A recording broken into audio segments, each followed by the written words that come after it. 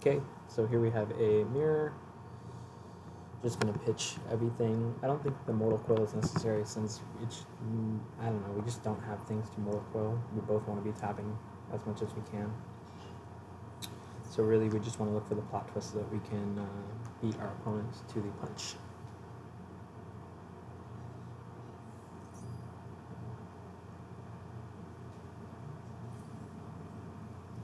So first few turns should just be tap tap revolution on both sides. I'm actually just going to skip ahead a little bit because it's pretty... Okay, so he actually plays his Questing Explorer before tapping, which this is actually a really interesting point because I'm really not sure how to play it. Sometimes I like to play the Questing Explorer just to put some pressure on the opponent. Especially when you're in this mirror and we're wanting to preserve our life totals a little bit, but the problem is that unless he has a really aggressive follow-up, for example, like a couple Netherwings, maybe on 4 and 5, an Abyssal Summoner, something like that, like, we're just going to have too much time to draw our Moarg Nether Breath combo. And so I actually think that possibly it's better to hold this for like a turn 4 play, so that you don't have to tap and then blank 2 mana on turn 4. I don't think it's particularly important here right now. I think it's good to drop it against tempo matchups like Rogue, Demon Hunter, things like that. But, or like if they can't, but sometimes they're just going to have ways to deal with it. Like Priest is going to have the Penance, Priest is going to have the hero power to just negate your 2 damage. You know, Druid is going to have the Wrath. Things like that. So in matchups like those that are a little slower anyway, I think you can afford to hold your Questing Explorers. And I think even in this matchup, it's probably better to just develop your hand size as early as you can. And keep your tap efficiency up. But let's see how this works out for him. So I do have the Craze Netherwing on 5. And it is now live. Oh, it's been live with the Mali. We could play a Marg, but I like just passing. We're going to be at 17. That's alright. Not too bad. It's not the end of the world. So like here, he could have dropped the... Oh, nice plot twist.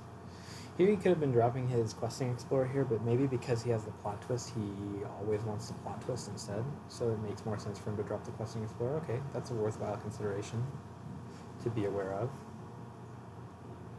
That if you just want to tap plot twist on 4. Because now he's at 17 to start his turn 5, and I'm at 7 still.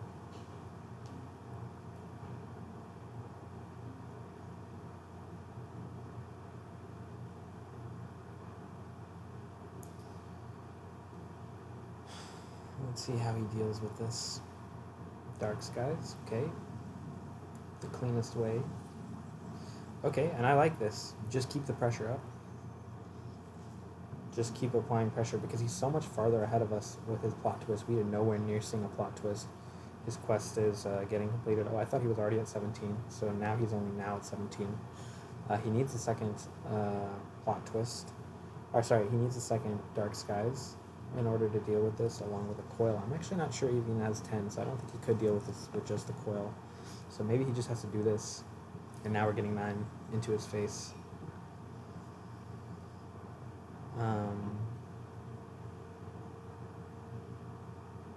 We could Nether Breath, Moarg him, but the thing that I don't like about that is when we leave our Moarg up, it leaves him able to Nether Breath our 9/6.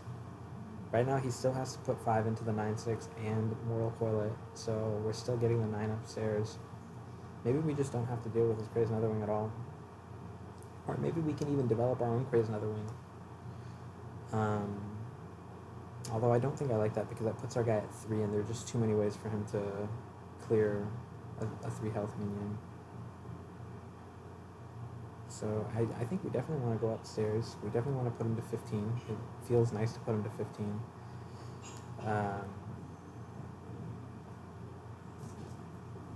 And we do want to tap, so I guess this is fine. I guess this is alright. It doesn't feel great because he's probably just going to Nether Breath us back, but at least we're dealing with the 5/5 and still maintaining some pressure on him.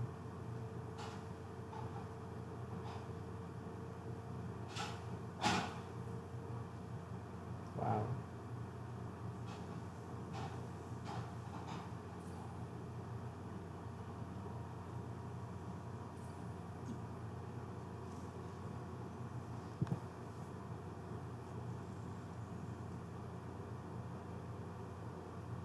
Yep. Now you see how this has worked out for us. 10 cards, so we can't sense these demons here. It is 2 Broodmothers coming our way when we are finally able to sense the demons. I think we just Craze Netherwing him and attack the face and don't tap.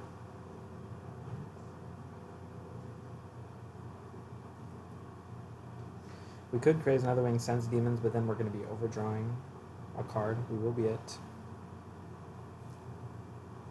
25.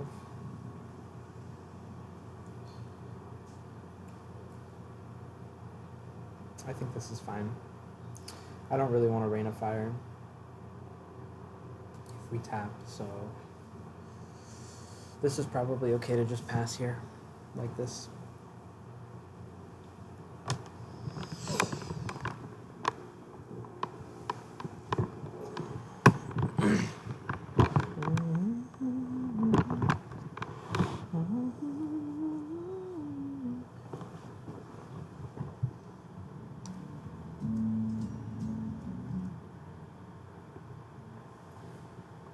Siphon Soul.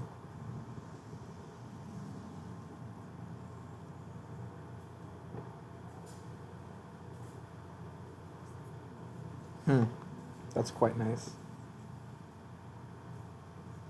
Still,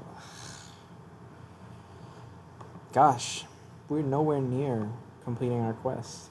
Thankfully, he's gotten this garbage 2/3 from his 0 mana draw, and we were able to force him to use his entire turn 8 to just Siphon Soul my 5/5. That's really good. That means he doesn't have the Dark Skies, the second Dark Skies, that we're still waiting on. Here, there's really not much to do. I think we're going to have to throw away a card. If this Twisting Nether that we just picked up was the Caladan, we could Caladan.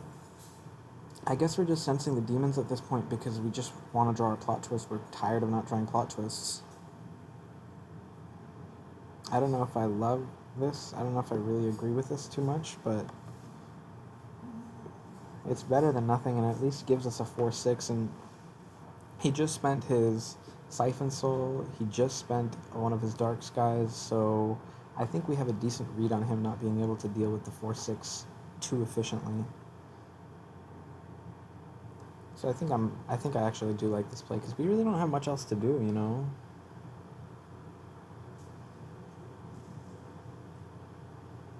Is this the Dark Skies? Second Skies off the top. Oh yeah, we already saw that it was Broodmother. Lol.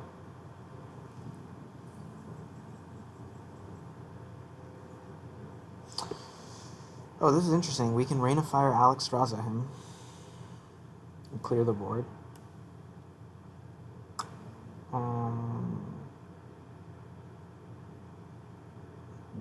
That gets 2 cards out of our hand, which I do like. We definitely want to be getting cards out of our hand. Dark Skies will also clear the board, but after we Dark Skies, what exactly do we do? He's used 1 Nether Breath we've seen. We haven't seen either of the Moargs, I don't think. So we could get punished for the 8/8, but again, he has no responses to our big minions, so I actually do really like Rain of Fire. Alexstrasza, keep the pressure high. Yeah, and just run the 4/4 in, Rain of Fire, and then Alex's face to 15. I like this play.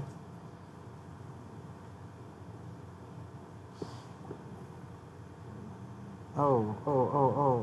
Why did you do it like this? I guess we did it like this because we want him to blue at 14 instead of 15. I guess 6 and 8 are effectively the same breakpoint. It's not really, because he can like Soulfire, then Moarg ping, Moarg Mortal Coil us, but if he has the Soulfire and the Moarg, he can just do both at once. So maybe this is okay actually to put him to 14. I think this is probably the play. This is probably clever.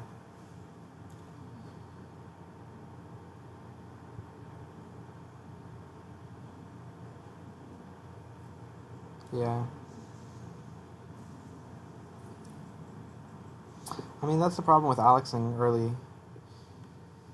Now we can Mortal Coil one of these 2/4s out of the game. Let's start there, might as well. We need to draw our plot twist. We still need the plot twist. Second Mortal Coil, we can play our own Moarg and then Mortal Coil him. We can tap for sure. Oh! Oh. This is much better, right? Finally quest complete, huh? And we still have that Moarg Mortal Coil option. Okay, so now we're gonna win. Now it doesn't matter that we lost our Alex. Now I like Moarg Mortal Coil because let's just draw our freaking deck. Let's get our Zephyrus live, let's get our DQ live, and let's dump some cards from our hand.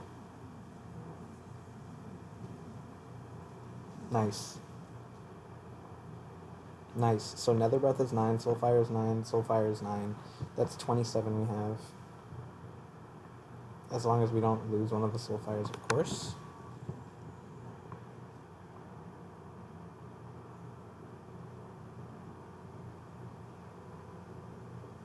We have the second plot twist that's going to do nothing but sit in our hand all game.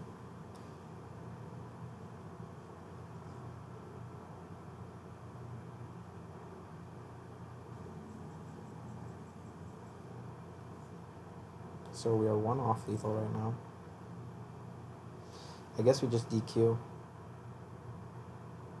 I guess we can't really DQ that well, huh?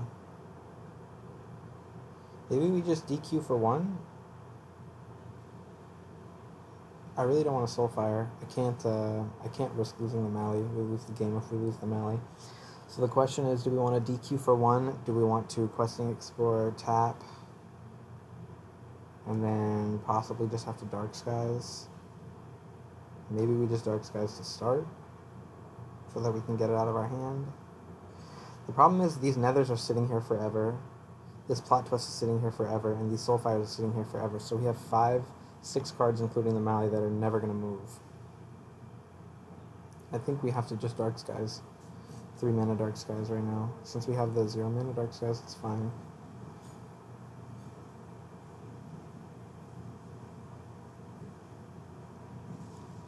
Yeah, I think if we knew that we were going to possibly have to Dark Skies, maybe it's better to Dark Skies before we play the Questing Adventure, because with Questing Adventure on board, if he doesn't heal up, we just have lethal next turn. So that might have been a consideration. I haven't been paying specific attention, so I'm not certain what cards are remaining in our deck. I know we have a Zephyrus in there. I'm going to guess we might have a Broodmother in there. We don't have Moargs. We don't have Dragons. Just trying to think off the top of my head, what is it that's remaining in the deck? I mean, he's of course looking to get his Zephyrus and DQ live. There's our Zephyrus. Now, do we have lethal with Zephyrus? Because Mally plus Nether Breath, that's 9, 2 mana.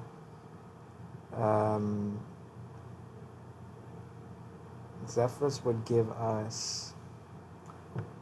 What is it going to give us for 8? Like a Fireball, maybe? Fireball would be 12. But Zephyrus isn't going to give us the Fireball until we... Zephyrus would give us a Black Knight, actually. So I don't think we can play the Zephyrus just yet until we have lethal, because we can't... The problem is if we Mally, Nether Breath, and Soulfire, and then we discard the Soulfire, it's okay because we have the Zephyrs. But if we discard the Zephyrs, we will not win the game on the spot. We do have 10 cards in hand, so we kind of have to make a decision about something. I guess we can Dark Skies DQ. I probably like that the most. Just bounce the Dark Skies from our hand, put enough pressure on the field with DQ that, you know, if we force him to twist another, it's okay. At least we have something out of our hand. Maybe we only have one dragon that we want to play.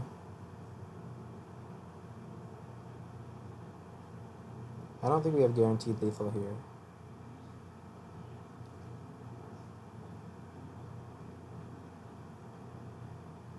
The problem is if we play the DQ, now we don't have an activator for Nether Breath if we play both of these things, which I think we do want to play both of these.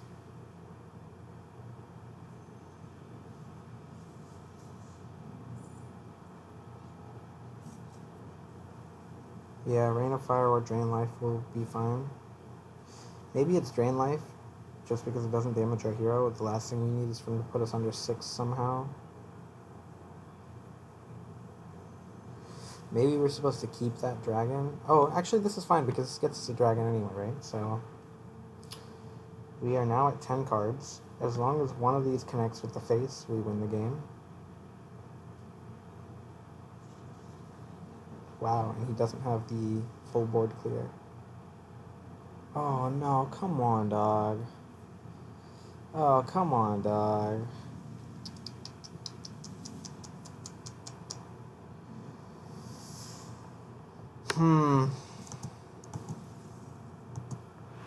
I guess we have to be aware of this, right? Maybe our best play here is to just try and go for lethal once we draw the Zephyrs. Maybe we just Mally, Nether Breath, Soulfire, and make sure we don't discard the Zephyrs. We have, after we play the Mally and the Nether Breath and the Soulfire, that is 7 cards out of our hand, so we will have a 7 cards remaining in our hand. We have a 1 in 7 of discarding the Zephyrs, and we win the game 6 out of 7 times. That's probably our best bet. Yeah, because we really need to protect against, we don't have enough health to really play games like this and really go for the perfect win. I mean, look at this guy. Everybody has a 0-mana Malygos. That's just the nature of this deck, so you just have to always be aware. I think we have to start counting a little bit better. It's just so hard to count. You can't count what your opponent has. You can only count what they've used. We know that he's used another breath, but he still has another one in the deck. He still has 2 Soulfires. Actually, he might have used both Nether Breaths. But he still has his 2 Soulfires. He still has his Rain of Fire, and we're too close to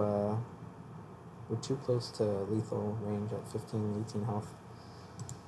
So this was probably an example of you just have to take your chances and try and win your games, because otherwise, look at this. We're 18 minutes into the hole.